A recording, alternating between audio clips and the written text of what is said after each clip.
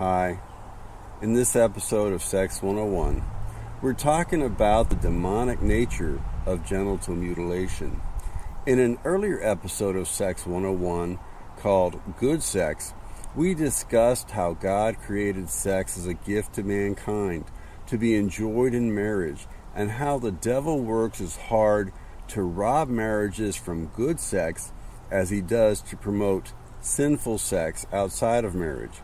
Here, we expand on that idea, discussing the demonic nature of genital mutilation.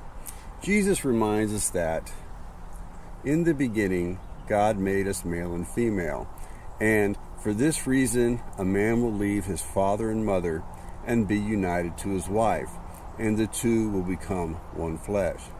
Other scripture makes it clear that sexual intimacy is an important part of being one flesh.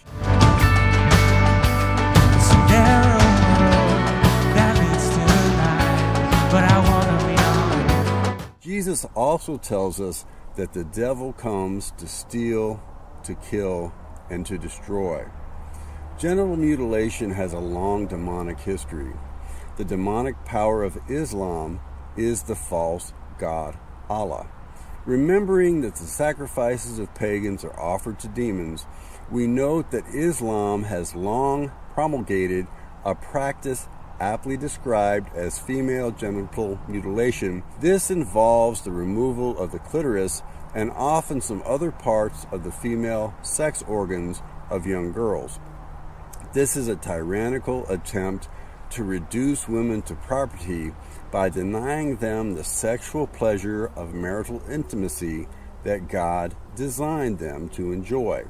I have a video on the spirit of Antichrist in my Dark Angels 101 series describing how tyrannical abuse of authority often has a demonic underpinning, and most of Islam's violent side, including female genital mutilation, is under these fallen angels. Genital mutilation was likely incorporated into Islamic cultures from earlier pagan societies. Male genital mutilation is also found in history, with various motives, but the common end result is an inability to fully become one flesh in marriage through sexual intimacy and procreation. Satan and his angels are indeed crafty. Even though most international health organizations, the United Nations, and 40 states in the U.S. have laws or decrees against genital mutilation, the demonic practice is sneaking in through the back door under the guise of gender-affirming care, even in the case of children acting against the wishes of their parents. Listen, if a 12-year-old girl is too young to consent to having a man's penis inside her vagina, then she is too young to have her sexual parts destroyed in an attempt to turn them into a penis. This is obvious to anyone who's not blinded by demonic powers. Listen, if a 14-year-old boy is too young to consent to intercourse with his coach or with his teacher at school, then he is also too young to consent to physical or chemical castration or to the surgical removal of his penis in some weird attempt to create a vagina for him. God intends sexuality as a gift to be exercised between consenting adults. We may reasonably disagree based on faith or culture regarding the exercise of this gift outside the bonds of traditional Judeo-Christian marriage. However, it is not the place of adults to rob children of God's gift of sexuality while they are still children.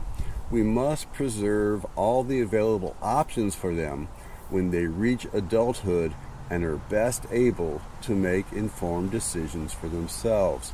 Otherwise, we are no better than the demonic savages who cut out the sexual parts of young girls, or the tyrants who emasculate boys and young men. Let me also appeal here to the command to, in everything, do unto others as you would have them do to you.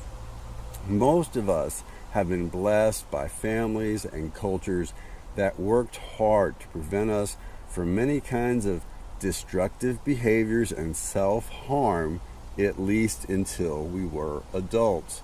We were not robbed by waiting until adulthood to make permanent, life-altering decisions. We owe the next generations the same blessings that we enjoyed. And personally, let me say, I'm sorry I have to talk about this. It's uncomfortable for me. It's embarrassing for me. I wish this didn't exist. It's shameful. It's shameful. Take you out, show